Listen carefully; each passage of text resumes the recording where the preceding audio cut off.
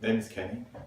This is my fourth video, and thank you for watching if you have watched my first three videos. Before I start, I'll tell you a quick story. Obviously, I'm excited about doing this, and I just decided to log onto my internet TV at home, went onto YouTube, loaded this video, and I was watching it on my TV, and it was quite relaxing, and I enjoyed it because I was just watching and it was like watching any other program and just learning from that program rather than the usual sitting down and reading on a computer or reading on a book or reading a book and scribbling things down. And it kind of made things for me easier to remember when I just pondered about what I said in my last video. So I can encourage you, if you enjoyed the first three videos or any of the videos I do, to do that, and might make learning a lot easier. And I hope you enjoyed the learning experience with me. Today, according to my program, I'm going to be talking about Appendix X1, which potentially deals with the role of the project manager. Actually, it's more of interpersonal skills, which falls under the PMI code of conduct and ethics, and you can find that in page 513 to 519 of Pinboard Guide and page 549 and 563 of Reader's book. To be honest, many people will find this, this is no big deal. I know this, I'm honest, I'm good, but they do ask these questions in the exams, and the PMI takes this very, very, very seriously. If you want to know how serious they take it, just go to their website and Google Code of Ethics or Roles and Responsibility or something. There's a lot of cases, court cases and things that have happened, and they take this very seriously and are very, very very keen on making sure that their members are actually abiding by the rules and acting in a manner that is responsible. So there's a lot of questions around this. Now, for many of you, you've joined many companies. When you join, you probably go through standard documentation on how you should behave, keeping the data, avoiding bribe, acting responsibly, respecting your colleagues, respecting others, understanding the organizations and all that stuff. This is what this is all about as well. But it's kind of elaborated in a relatively different way in the project management world as far as the PMI standards are concerned. So today I'm going to go through what I've drafted on this board. I'm not sure that you can see it properly, but I'll try and talk through each one very quickly. I was hoping that this topic was going to be quite easy, but as I dug deeper and as I read the two books, I thought, wow, no wonder it's so easy to miss some really good points here and potentially fail the exam because you think it's so easy, it's so straightforward, but you find that when confronted with the reality, you could potentially act unknowingly differently. And here you're trying to pass an exam, which is the main objective of you watching this video or studying, and then carry that you've learned into your real life situation and how you behave in a professional manner in the environment, not only in the environment, your life in general anyway. So looking at these two chapters, I've kind of summarized it into this little diagram here, which for me falls under your role as the project manager, and again the qualities, attributes, etc. Now, projects are very important to companies, and projects being successfully delivered is important to the company's progress. Okay, and you as a project manager, even though I've said you're an integrator, you are very, very important to the strategic objective of an organization, because if you don't deliver the project successfully, the organization will simply fail. Simple as that. There is no question about it. So the project manager is a bridge, a very, very important bridge between what the organization wants and what they want to achieve in terms of projects. The role of the project manager very quickly falls under knowledge, what you know as a project manager, where your experience lies, where you've come from, and how to manage, whatever methodologies and everything you've learned out there and all that. And then that knowledge would reflect on how well you perform, which is your performance. How well do you manage projects? How well do you do things according to what the organization wants? And finally, which is the core of this particular video, your personal skills. And those essentially fall into two categories in my view. You've got the ethical and unethical views. These are the two conflicting values anyone you have. An ethical value is the one that is simply right, and you also have the unethical, which is practically not right. I'll give examples. And the conflicting values you have there, sometimes you're conflicting against two ethical values, and you're also conflicting between an ethical value and an unethical one. This one is easy because this is a question of right or wrong, and you would always choose the right one. But in this case, this is where you get a problem. I'll give you an example. Say for argument's sake, you as a project manager, you have a resource who is not quite performing well. And this person doesn't really know the work, but we all started somewhere and you're feeling quite sorry for them. You don't want to terminate the contract. However, the project is suffering. They can't do anything. Even if you were to try to train this person, you're not going to be able to catch up with the time scales. So these are two good things, two ethical things that you don't have a clue what to do. You're confused, you're worried. What do you do? Which one takes precedence? That's where the ethical values conflict against each other, and we experience this on a daily basis as project managers in our workplace. Unethical and ethical is pretty much a case of my interest first against the project. For argument's sake, I'm a project manager, I'm about to negotiate a contract, but I have a value like, I just want to be loaded. I don't want to be rich. I don't care how I get the money. And this contract comes and the supplier is telling you, look, let's add $100,000 or £100,000 to this. What do you think? And then when I get the invoice, I give you 10%. Obviously, that's your unethical value of greed or wanting to get rich quick is against the ethical value of being honest to your organization. That's a no-brainer to know exactly what to do. So that's where your personal skills come into. And obviously, the PMI taking this really seriously falls under the PMI Code of Conduct and Ethics. Now, in the PMBOK guide, there's no explicit chapter for this. Instead, you got it more under interpersonal skills. But Rita's book, I encourage you to read Rita's book a great deal. It goes into great detail on the PMI Code of Conduct and Ethics. It's actually very, very good. And if you just take your time to read that and read the PMBOK guide, you'll then understand why the PMI takes this seriously. And when it comes to you answering questions relating to this in the exam, you should hopefully be in a comfortable position to not get into your old self or your sympathetic self, as it were, but try and think the PMI way and exactly what you should do. Now, that code of conduct from the PMI side point of view actually falls into 4 areas, which is respecting everyone, respecting stakeholders, respecting your teammates, respecting your colleagues at work. In a way, that's really a no-brainer. You just need to respect everybody as much as you want to be respected. Responsibility, falls on the obviously acting responsibly, making sure that you do what you're asked to do.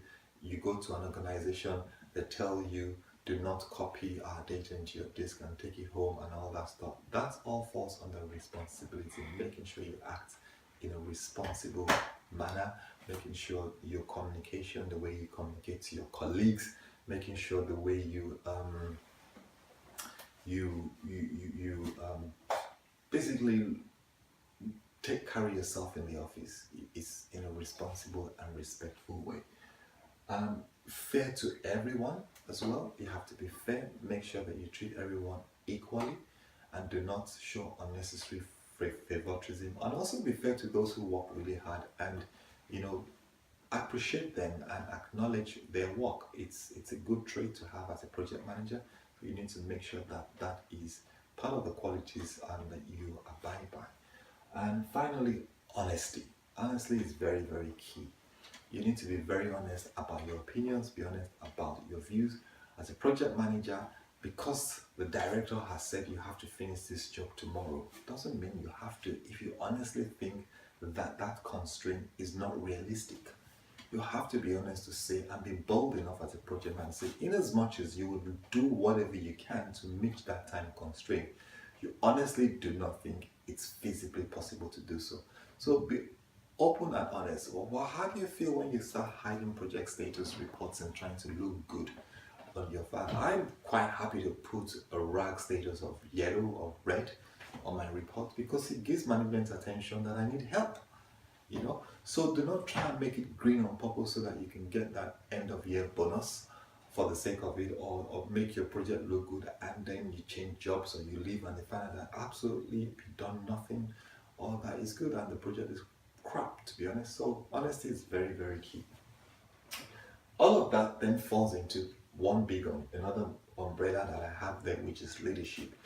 As a project manager, you have to have excellent leadership skills. You are dealing with resources, you are dealing with managers, you're dealing with senior stakeholders, junior stakeholders vertically, stakeholders horizontally, and you have to display a very, very good leadership skills because people are looking at you, looking up to you, and your leadership skills is what will make senior management accept your project team or not accept them. If you go about kicking about everyone, if you go about bullying everybody, if you go about talking about your teammates as not being good enough or whatever, they're simply not going to respect you, let alone respect the people that work for you.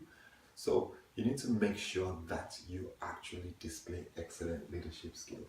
And then that goes into team building. Now, team building, I, for one personally, come from a customer service. I'm all for, everybody enjoys type person. And that is not really a difficult aspect for me, to be honest. It's a no-brainer. Team building is when you sit down and look at your team as one team. Yes, you're the project manager. Yes, you're the one directing. But you may even be in a type of organization where they don't really report to you. But in a way, let's talk in the context of the project. They report to you. They look up to you. You need to make sure that your team is happy. And I put that into very many tentacles, as you can see, which have been listed in the Pinball Guide or in Rich's book. First of all, motivation. You need to make sure that your team members are motivated. Now, when you talk about motivation, for me, if I'm in a project, if I'm in any office, I need to make sure that the skill set that I use there, if I leave there tomorrow, I can use that skill usefully elsewhere. If the job I'm doing or the work I'm doing is a dead end, there's absolutely no use being around there. I'm going to have absolutely zero motivation. So as a leader, you need to make sure that you respect, you're responsible, you act fairly, you're honest, and motivate your team. You're fair to everybody, motivating everyone. You're honest about them to make sure that you motivate them. You're responsible enough to motivate them, and you respect them to make sure that the work that they do, the quality of the work that they do are motivated. How do you motivate? You motivate people by giving them good work. You motivate them by letting them know in advance what needs to be done. You motivate them by not putting them under unnecessary pressure. You motivate them by acknowledging their good work. You motivate them by saying thank you very much, by saying, oh, you're a star, oh, you're good, you just say the nice, good things to make sure that they can come back and want to do more work for you. That's how I say it. I'm going to leave conflict resolution for now. Obviously, communication will deal with that in more detail in the knowledge area, so I'm not going to dwell much in that. Communication is very key, which is like 99.9% of what you do in project management anyway. So, but it's communicating respectfully, communicating responsibly, communicating fairly, and communicating honestly as well. So all these aspects eventually fall into that block. And that's what I'm just trying to express here. Um, Influence is another area which is very important. As a project manager, you have a certain level of influence.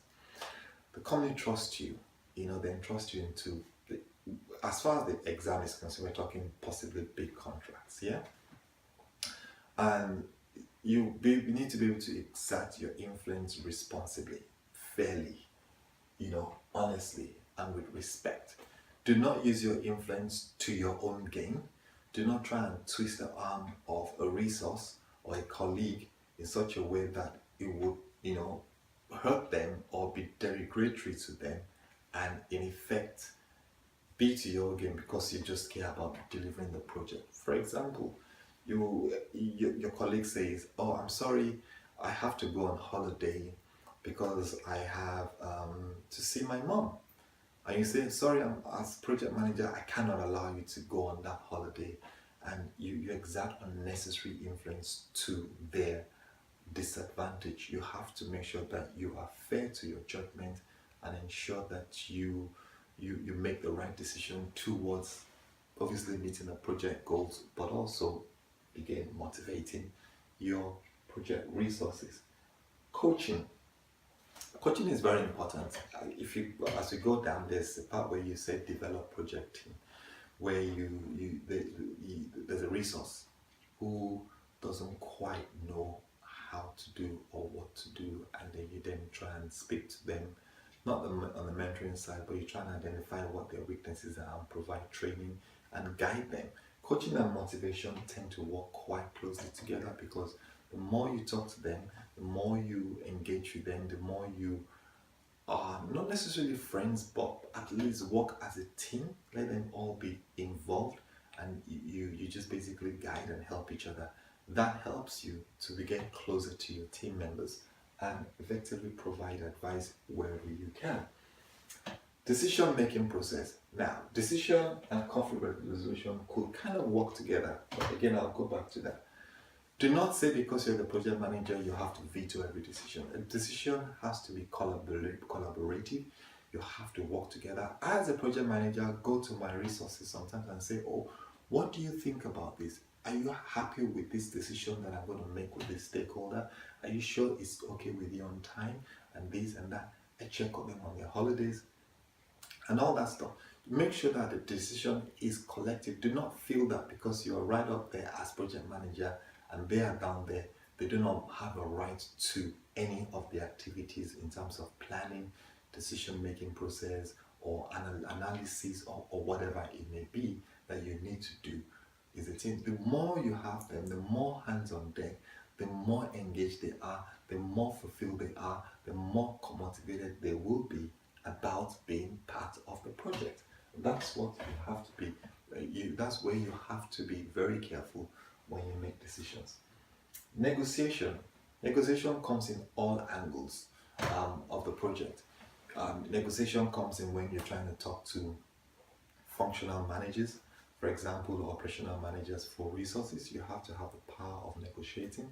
And even if your resources are extremely busy, because there's no way you're going to have your resource, not no way. It's very rare that you have your resource dedicated to you only.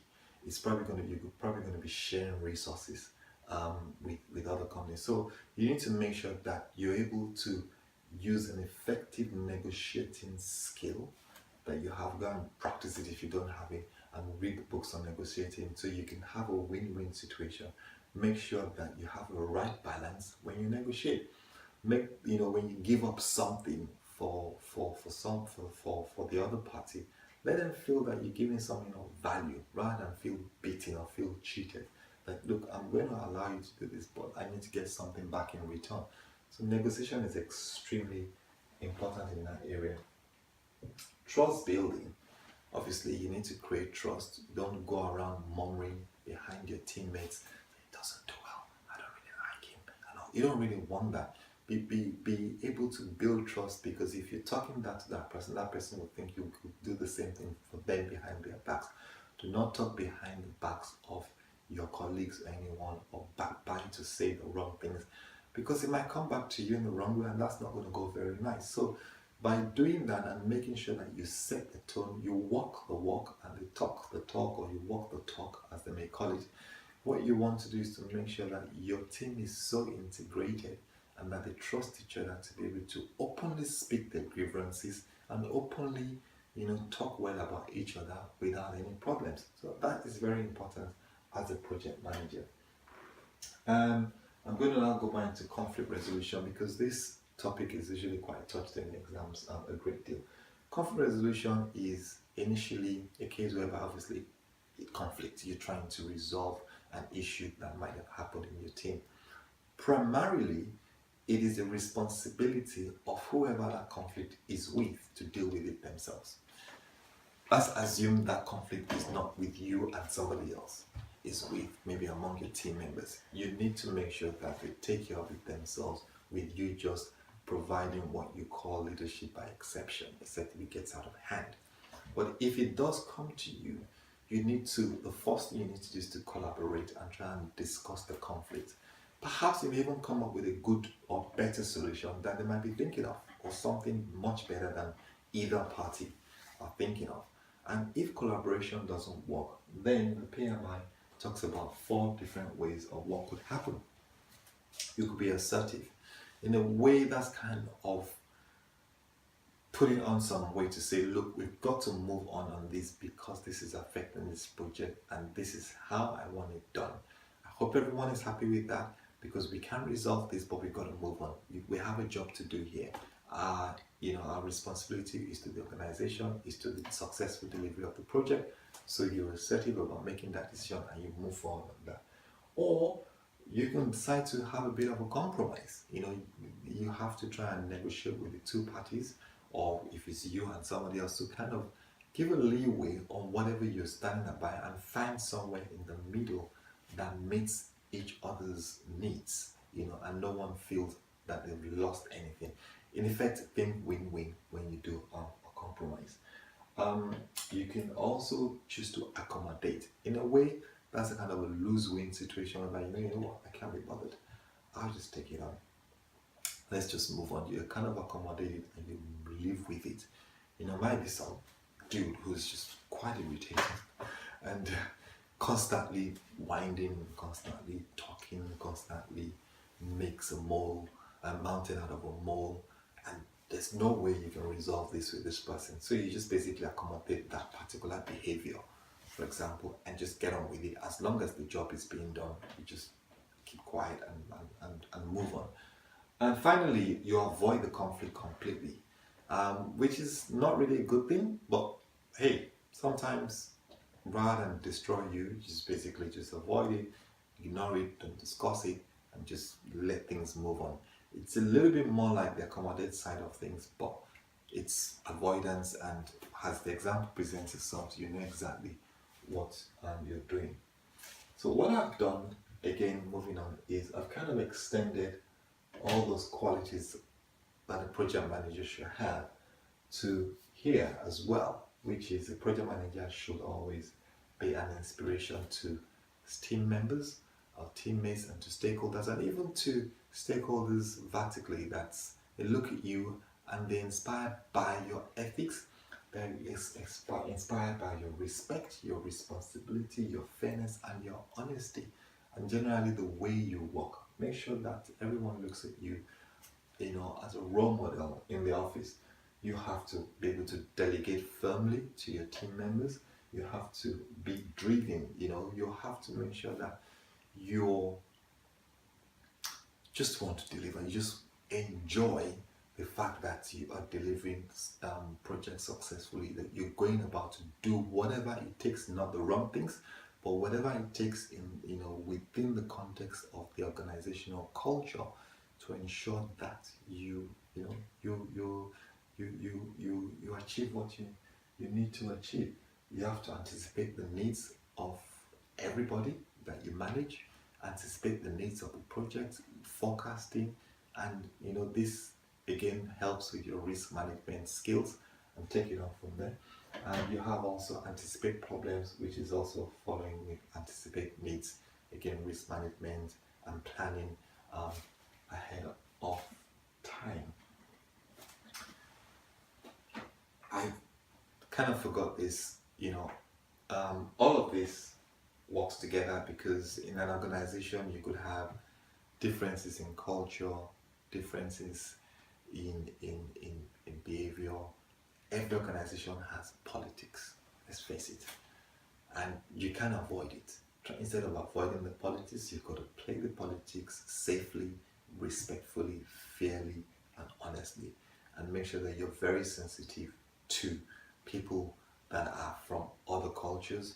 Some people, the kind of language you use, they don't really get it, so you need to be very sensitive to that. Some of you, are very good at just touching and shaking hands or putting your hands around people's shoulders.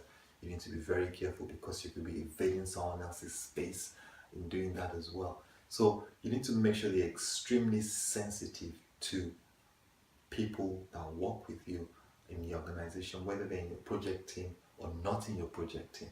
It's very, very important. So overall, all these then tend to fall into making sure that you protect your integrity, protect the team's integrity, and yourself. Just make sure you do that. You protect the organization as well. Do not lay waste the information. Do not try and give bribe. Do not try and give false information about the organization to the public. Don't let information get to the wrong hands. Do not copy data into the hard drives and this and take it home and share it wrongly. It's not nice to do that. One very important thing, and which is quite common in the exams, is someone says something about somebody and you just take the facts and you run with it. No, that is very, very, very wrong. You need to make sure that you really, really get the facts right. Make sure that the facts are right. Make sure that you are absolutely positive plus positive plus positive that the facts are right before you take the appropriate action around that fact. Again, fortunately, you have to be confident, and if you're sure, you have to report anything that you think that is not quite there. Address the issue with the person directly if it's within your hands, but it's out of your hands. You're not the police. You're not trying to be a superhero. Just report it to the appropriate authorities within the organization and let it lie. Let them do what they have to do with the case. A few examples is, for example, you go out of this country and you're being asked to pay a fee to the police in order to allow certain goods through the checkpoint. As far as you say, it's a bribe, but in that country, it may be something that they allow. So this is where your ethical values are being challenged by another potentially unethical or ethical values. You need to make sure that you have the right balance, have the right information, and act in an appropriate way all the time. Don't cut corners in order to look good. That's pretty much the summary of this particular video. I hope you've enjoyed it. I hope it's kind of brought to life what you would read and probably fall asleep and think, oh, halfway through, or maybe just brush through, oh, this is easy, I've read this many times. I go into comments, the first thing they give me is tons and tons of intranet pages on bribery, tons and tons of pages of freedom of information acts, tons and tons of pages of respecting your colleague, and you fall asleep halfway through in the computer. And I don't need to read this. Believe me, you need to read this for the exam, because it will come biting in a very subtle way you least expect. I hope you enjoyed this video, and thank you once more for watching.